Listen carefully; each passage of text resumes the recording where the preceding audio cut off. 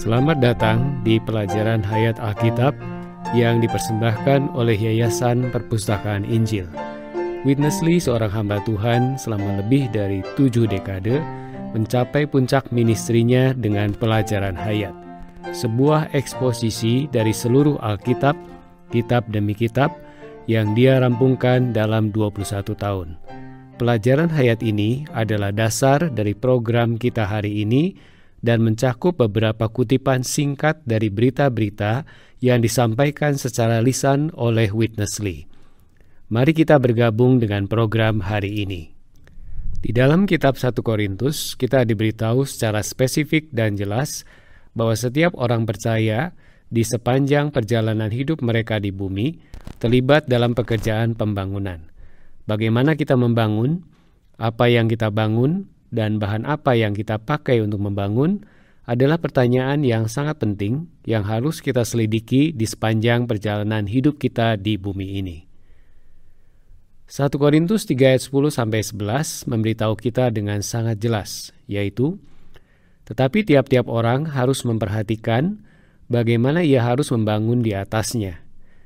Karena tidak ada seorang pun yang dapat meletakkan dasar lain daripada dasar yang telah diletakkan, yaitu Yesus Kristus. Entahkah orang membangun di atas dasar ini dengan emas, perak, batu permata, kayu, rumput kering, atau jerami. Sekali kelak pekerjaan masing-masing orang akan nampak, karena hari Tuhan akan menyatakannya. Sebab ia akan nampak dengan api, dan bagaimana pekerjaan masing-masing orang akan diuji oleh api itu. Saudara Petrus telah bergabung dengan kita. Saudara Petrus, mari kita mulai dengan suatu pertanyaan yang terdengar rektorikal. Tapi saya rasa Anda mungkin sudah memiliki jawabannya. Saya bertanya-tanya berapa banyak orang percaya yang benar-benar memiliki pandangan ini, konsep ini, bahwa kita semua terlibat dalam suatu pekerjaan pembangunan? Sebenarnya ini bukan pertanyaan yang benar-benar retoris. Ini adalah sebuah pertanyaan yang setidaknya bisa saya jawab dengan jujur. Hampir tidak ada seorang pun yang memiliki pandangan bahwa setiap orang percaya adalah seorang pembangun. Entah mereka menyadari atau tidak, atau apakah mereka suka atau tidak. Sebab Allah adalah pembangun. Tujuan Allah adalah membangun gereja sebagai ekspresi korporatnya.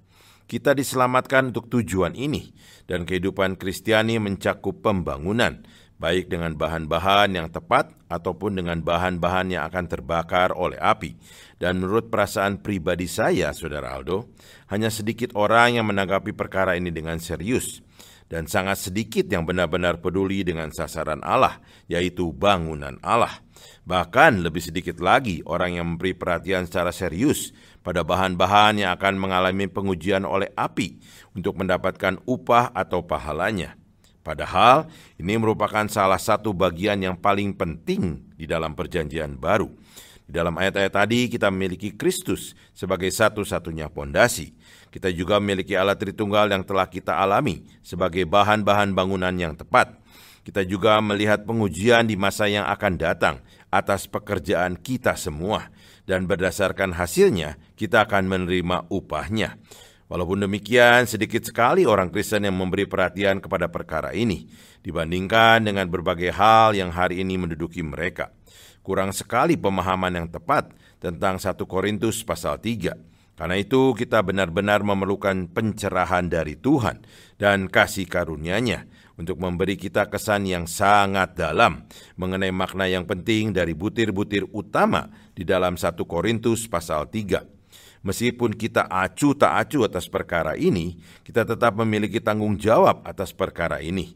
Kita memiliki firman Tuhan di dalam ayat-ayat ini yang mengatakan bahwa Allah adalah Allah yang membangun, dan setiap orang percaya adalah orang yang membangun. Pertanyaannya adalah bagaimana kita membangun. Ini adalah salah satu hal yang telah dibicarakan Paulus sebelumnya. Kita telah membahas ayat-ayat sebelumnya dari pasal 3 ini. Dan ayat-ayat itu sesuai sekali sebab salah satu hal yang sangat penting yang akan kita bicarakan hari ini disinggung di dalam ayat-ayat tersebut. Di dalam pasal ini ada gereja di Korintus, sebuah gereja yang penuh dengan masalah kedagingan dan perpecahan. Dalam banyak hal, gereja di Korintus benar-benar mewakili sebagian besar dari kita dalam penghidupan gereja kita hari ini, setidaknya dalam hal problem-problemnya. Dan Paulus mengarahkan mereka kepada solusinya, yang tidak lain adalah perkara hayat. Kemudian kita melihat di dalam ayat 9, apa yang kelihatannya seperti metafora campuran, namun sebenarnya bukan. Ayat tersebut mengatakan, kami adalah kawan sekerja untuk Allah, kamu adalah ladang Allah, bangunan Allah. Dari ayat ini kita bisa melihat transisi, atau mungkin lebih baik disebut transformasi, dari ladang, yaitu sesuatu yang organik dan hidup, menjadi sebuah bangunan. Transisi atau transformasi itu adalah poin kunci kita pada hari ini. Di dalam 2 Korintus 3 ayat 18, Paulus mengatakan, dan kita semua mencerminkan kemuliaan Tuhan dengan muka yang tidak berselubung. Dan karena kemuliaan itu datangnya dari Tuhan yang adalah roh, maka kita diubah menjadi serupa dengan gambarnya dalam kemuliaan yang semakin besar. Mungkin Anda bisa terlebih dahulu membahas perkara ini dengan singkat. Para pendengar kita mungkin bertanya, mengapa kita membawa masuk pemikiran tentang transformasi? Padahal kata transformasi tersebut tidak digunakan di dalam Korintus pasal 3. Tapi kita harus memakai istilah transformasi ini karena Paulus berbicara tentang emas yang menandakan sifat ilahi atau kodrat ilahi yang tidak dapat berubah, yang berhubungan dengan Allah Bapa. Paulus juga berbicara tentang perak yang menandakan penebusan yang telah dirampungkan oleh Kristus Putra. Kemudian dia menyinggung batu-batu berharga. Dan disinilah kita perlu membawa masuk pemikiran tentang transformasi, terutama dalam kaitannya dengan apa yang kelihatannya seperti metafora campuran tadi, yaitu mengenai ladang atau tanah garapan dan bangunan. Pemikiran di sini adalah bahwa melalui pertumbuhan di dalam hayat, bahan-bahan yang tadinya berada dalam keadaan alaminya mengalami transformasi secara metabolik menjadi sesuatu yang berharga. Dalam hal ini menjadi batu-batu berharga, yaitu batu permata. Batu-batu berharga ini bukan dihasilkan melalui diciptakan, melainkan dihasilkan melalui suatu proses transformasi. Walaupun saya tidak terlalu mengenal ilmu geologi, tapi saya rasa saya tidak salah jika mengatakan bahwa untuk mentransformasi sesuatu bahan, supaya bahan tersebut menjadi batu berharga, diperlukan panas dan tekanan. Namun demikian, pemikiran utama dari batu-batu berharga ini bukan pada panas atau tekanannya, melainkan pada perkara transformasi. Jadi apa yang kita perlukan di sini adalah kita perlu masuk ke dalam pemikiran Paulus. Kita perlu menyadari bahwa ada sebuah pembangunan. Dan pembangunan ini memerlukan bahan-bahan yang berharga, yang mengacu kepada Trinitas Ilahi. Emas mengacu kepada Bapa, perak kepada Putra, dan batu permata kepada Roh itu. Ketika kita membahas perkara batu permata dan hubungannya dengan roh itu, kita harus membaca 2 Korintus pasal 3 ayat 18 untuk melihat transformasi atau pengubahan yang terjadi di dalam jiwa. Transformasi itu dilaksanakan oleh roh itu dan dilaksanakan secara bertahap. Jika kita berharap untuk menjadi seorang pembangun yang sejati, kawan sekerja untuk Allah di dalam pekerjaan pembangunan ilahinya, kita harus masuk ke dalam perkara transformasi ini. Kita harus memahaminya dan kita harus mengalaminya sampai tingkat yang signifikan, sehingga kita bisa membangun dengan Allah Tritunggal yang telah digarapkan ke dalam diri kita. Jadi ada beban khusus di sini, yaitu mengenai batu permata dan mengenai transformasi atau pengubahan. Saudara Aldo, kita sebagai orang percaya harus menjadi batu permata. Kita adalah anak-anak Allah melalui kelahiran kembali. Tetapi kita tidak bisa menjadi batu permata melalui kelahiran kembali ini, melainkan kita menjadi batu permata melalui mengalami transformasi di dalam jiwa kita. Hal ini sangat penting dan vital dalam hubungannya dengan pembangunan Allah. Saudara Petrus, kita akan memiliki kesempatan untuk kembali ke poin yang sama setelah kita mendengarkan kutipan yang pertama dari Saudara Witness Lee. Walaupun kutipannya singkat, namun saya rasa kutipannya itu sangat sesuai dengan apa yang sedang kita bicarakan saat ini. Mengapa Paulus hanya menyebutkan 3 bahan semacam ini, bukan 2 atau 4? Karena bahan-bahan ini mengacu kepada 3 tokoh dari Tritunggal, mengacu kepada Bapa, Putra, dan Roh Kudus. Batu permata berkaitan dengan pekerjaan pengubahan Roh Kudus. Setiap batu permata adalah bahan yang diubah. Biasanya benda itu asalnya bukan permata, mungkin batuan atau batu bara. Kemudian oleh temperatur dan tekanan yang tinggi, bahan-bahan itu berubah menjadi batu permata. Jadi batu permata menunjukkan pengubahan. Menurut 2 Korintus pasal 3 ayat 18, kita diubah oleh Tuhan Roh. Hal ini dengan jelas mewahyukan bahwa pengubahan adalah pekerjaan Roh. Itulah sebabnya butir ketiga dari bahan-bahan yang pantas yang disebut dalam pasal 3 ayat 12 mengacu kepada yang ketiga dari Tritunggal, yaitu Roh itu. Dalam Keluaran 30, kita nampak bahwa perak digunakan untuk menebus hayat umat Allah. Perak menandakan penebusan yang telah dirampungkan oleh Kristus Sang Putra, yang kedua dari Tritunggal. Karena itu, perak dalam pasal 3 ayat 12 mengacu kepada penebusan Kristus. Emas, bahan mustika pertama yang disebut oleh Paulus, mengacu kepada yang pertama dari Tritunggal, Allah Bapa. Emas tidak melambangkan penebusan atau pengubahan, melainkan sebagai unsur mustika, melambangkan sesuatu yang tidak berubah atau rusak. Emas selalu tetap, tidak berubah. Karena itu, dalam Alkitab, emas melambangkan sifat Allah Bapa. Sifat ilahi seperti emas, tidak berubah. Saudara Petrus, barusan Witness Lee memberikan suatu perkembangan dari poin yang Anda katakan tadi, mengenai bagaimana ketiga elemen tadi, yaitu emas, perak, dan batu permata, berhubungan dengan masing-masing dari persona dan aspek dari Allah Tritunggal, yaitu Bapa, Putra, dan Roh. Saya juga ingin melanjutkan diskusi kita tentang transformasi. Dari ayat-ayat yang telah kita baca tadi, yaitu 1 Korintus 3 ayat 11-13, kita melihat tentang api yang menguji dan bahan-bahan yang tidak akan lulus dari ujian api tersebut.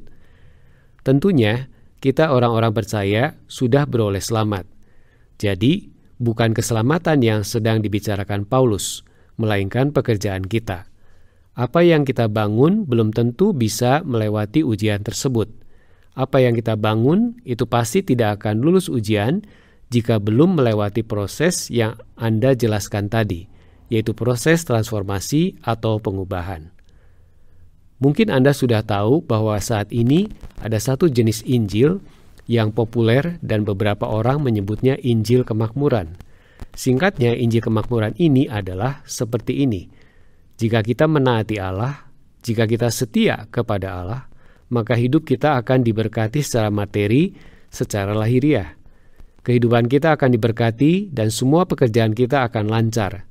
Tetapi kelihatannya hal itu bertentangan dengan poin yang Anda jelaskan sebelumnya, yaitu tentang proses transformasi yang membutuhkan panas dan tekanan. Bukankah begitu? Ya, betul.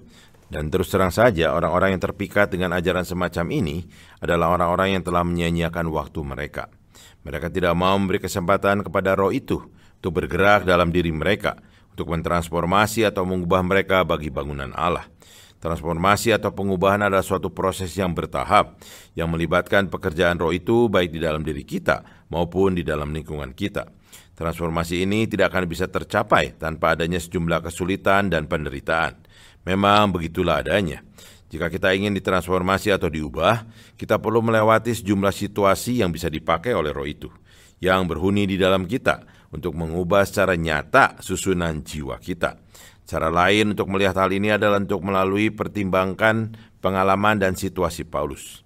Kita tahu dari 1 Timotius pasal 1 ayat 16 bahwa Paulus ditetapkan sebagai contoh atau teladan bagi orang-orang percaya. Dengan kata lain, pengalaman Paulus adalah teladan bagi semua orang percaya. Apakah Paulus menempuh kehidupan yang sejahtera? Apakah Paulus menempuh kehidupan yang tenang? Bahkan jika kita membaca Alkitab hanya sepintas lalu saja, kita bisa mengatakan bahwa kehidupan Paulus tidak demikian. Sebenarnya pada hari Paulus beroleh selamat, Tuhan memberitahu salah seorang anggota tubuh yaitu Ananias, betapa banyak penderitaan yang harus ditanggung Paulus karena nama Tuhan. Dan akhirnya Tuhan memperlihatkan hal yang sama kepada Paulus. Jadi mengenai hal ini dalam 1 Korintus pasal 4 ayat 13, Paulus memberitahu kita bahwa di hadapan orang-orang dunia, dia bersama para rasul lainnya telah menjadi sama dengan sampah dunia, sama dengan kotoran dari segala sesuatu, sebagai makhluk yang paling rendah di bumi. Kehidupan mereka benar-benar tidak mempersaksikan kehidupan yang penuh ketenangan, berkat materi dan kemakmuran. Umat Allah menghadapi berbagai macam pilihan, dan salah satunya adalah apakah mereka mau menerima ajaran yang merusak ini, yaitu tentang kehidupan yang penuh ketenangan, berkat materi dan kemakmuran, atau apakah mereka mau menerima perkataan yang sehat dari ministri perjanjian baru dalam semua aspeknya, termasuk aspek penting mengenai transformasi jiwa kita. Ini sangat penting bagi Allah. Ini juga sangat penting bagi para rasul dan sangat vital bagi pembangunan Allah. Jika orang-orang percaya tidak ditransformasi atau diubah dalam kehidupannya di zaman ini, mereka akan harus ditransformasi atau diubah di zaman yang akan datang. Ini adalah karena wahyu mengenai Yerusalem baru mengindikasikan bahwa setiap orang yang merupakan komponen atau bahan penyusun dari kota itu adalah dan haruslah orang-orang yang telah mengalami transformasi. Umat Allah perlu mengenal kebenaran tentang perlunya transformasi dan mempelajari cara untuk bekerja sama dengan roh yang mentransformasi atau mengubah, sehingga mereka tidak saja memiliki emas dan perak, tetapi juga batu permata. Dengan demikian, baru kita memiliki pengalaman yang penuh akan Trinitas ilahi yang telah digarapkan ke dalam diri kita. Dan kita juga bisa membangun dengan cara yang layak bagi bangunan Allah, dengan bahan-bahan yang pasti bisa melewati pengujian api. Mari kita mendengarkan kembali bagian kedua dari kutipan Saudara Witness Lee. What is to build? Kita telah nampak bahwa emas, perak, dan batu permata mengacu kepada Allah Bapa, Allah Putra, dan Allah Roh. Kini kita harus maju selangkah untuk melihat apa makna membangun dengan bahan-bahan ini. Untuk membangun dengan bahan-bahan ini, kita sendiri harus tersusun dari bahan-bahan ini. Kita harus tersusun dengan sifat Bapa, penebusan Putra, dan pengubahan Roh. Maksudnya, kita harus tersusun dengan Allah Tritunggal. Ketika kita menerima Dia, ketika kita menghirup Dia dengan jalan makan dan minum Dia, ketika kita ditransfusi dengan Dia dan oleh Dia, Allah Tritunggal, Bapa, Putra, dan Roh masuk ke dalam kita, menjadi unsur dan substansi kita. Hal ini menyebabkan terjadinya proses metabolis di dalam kita yang membuat bertambahnya unsur yang baru dan tertanggalnya unsur yang lama. Istilah lain dari proses ini ialah transformasi atau pengubahan. Pengubahan bukanlah pekerjaan yang selesai dalam semalam. Sebaliknya, pengubahan merupakan pekerjaan yang berlangsung secara berkesinambungan dari hari ke hari. Ketika menyeru nama Tuhan Yesus, memuji Bapa, membaca dan mendoa-bacakan firman, berdoa, berkidung, menyembah, menghadiri sidang-sidang gereja, dan bersekutu dengan orang-orang kudus, kita menghirup masuk Allah Tritunggal ke dalam kita. Semakin kita menerima Dia, semakin banyak unsurnya mengubah kita secara metabolis dan membuat kita tersusun dengan dirinya sendiri. Semakin diubah, kita semakin terbangun di atas Kristus sebagai dasar. Lagi pula, sementara kita melayankan Allah Tritunggal kepada orang lain, mereka akan diinfus dan dirawat. Akhirnya Tuhan akan memperoleh gereja idamannya. Saudara Petrus, saya sangat menyukai poin ini. Ini membawa kita kembali ke poin yang sudah kita dengarkan di bagian pertama kutipan Saudara Witness Lee, yaitu bahwa masing-masing dari 3 kategori bahan-bahan berharga yang dengannya kita membangun, yaitu emas, perak, dan batu permata, adalah sesuai dengan Allah Tritunggal. Hal ini juga menyiratkan bahwa jika kita ingin menjadi bahan-bahan yang cocok untuk pembangunan ini, maka secara pengalaman kita benar-benar sedang disusun dengan Allah Tritunggal dalam semua kepenuhannya. Bukankah demikian? Saya sangat setuju dengan Anda dan juga secara prinsip. Yang saya maksud dengan secara prinsipnya adalah bahwa Allah telah menetapkan demikian, dan bahwa pada akhirnya akan demikian, yaitu orang-orang yang percaya dalam Kristus, anak-anak Allah akan secara nyata mengalami Allah Tritunggal, tersusun ke dalam mereka, sehingga mereka menjadi emas, perak, dan batu permata. Secara prinsip demikianlah seharusnya. Coba bandingkan dengan apa yang populer hari ini. Apa yang populer adalah serial buku fiksi yang berjudul Left Behind, yang berhubungan dengan kesesakan yang besar, masa kesusahan besar.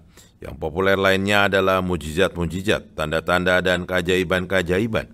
Yang populer adalah bagaimana cara untuk menjadi kaya dan sejahtera. Sedangkan apa yang tidak populer di kalangan orang-orang Kristen adalah kebenaran mengenai keperluan yang mutlak untuk benar-benar mengalami Allah Tritunggal menurut ekonomi Allah, mengenai bagaimana kita dipenuhi, dijenuhi, diresapi dengan emas, yaitu sifat Allah Bapa, perak, yaitu putra dalam penebusannya, dan batu permata, yaitu roh itu dalam pekerjaan transformasi atau pengubahannya. Jadi saya bisa katakan berdasarkan apa yang Anda jelaskan sebelumnya, bahwa sangat sedikit orang percaya yang peduli hal ini.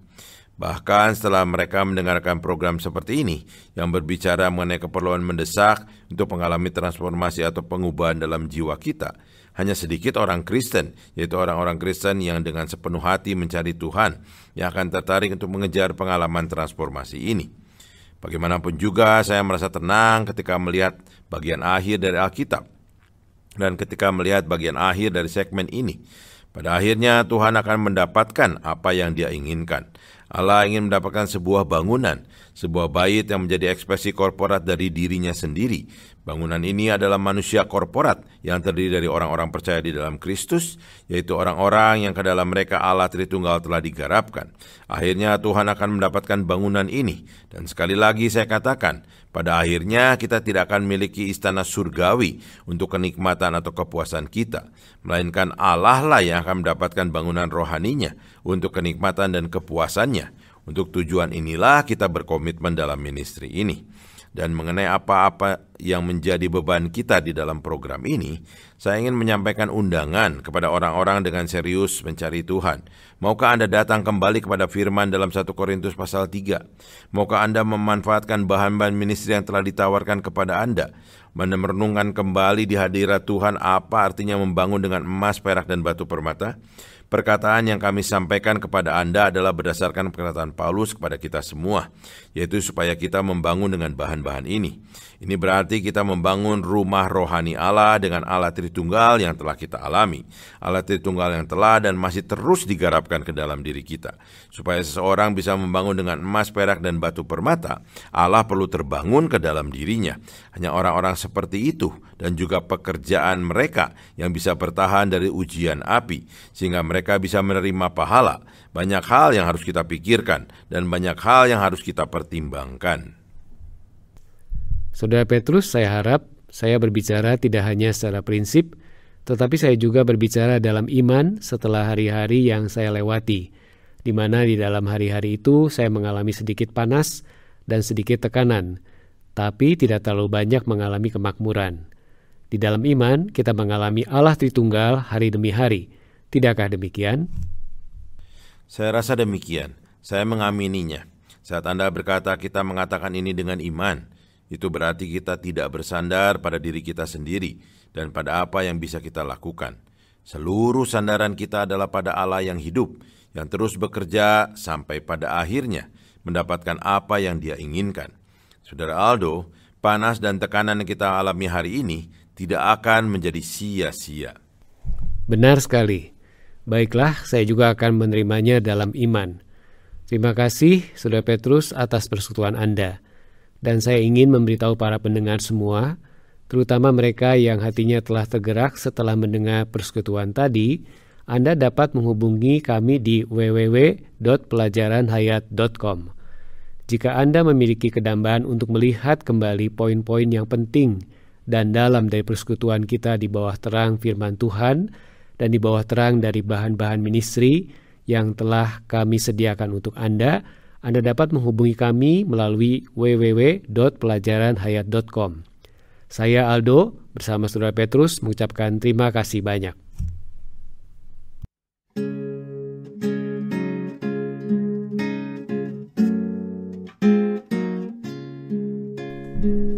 Apakah Anda ingin mengenal kebenaran-kebenaran Alkitab yang lebih dalam? Atau Anda ingin menghadiri pendalaman Alkitab tetapi tidak punya waktu? Nah, jika Anda menikmati program ini, kami mengundang Anda untuk mengunjungi website kami di www.pelajaranhayat.com. Dari website ini, Anda akan menemukan program-program yang membahas setiap kitab di dalam Alkitab dan semuanya tersedia gratis. Program-program ini tidak hanya akan memberi Anda pemahaman yang lebih mendalam tentang Alkitab, tetapi juga menyegarkan dan merevitalisasi penghidupan Kristiani Anda setiap hari. Dari situs web kami, Anda dapat mengunduh file MP3, streaming langsung, atau berlangganan podcast. Dan sekali lagi, semuanya gratis. Sekali lagi, Anda dapat menghubungi website kami di www.pelajaranhayat.com. Terima kasih telah mendengarkan program ini.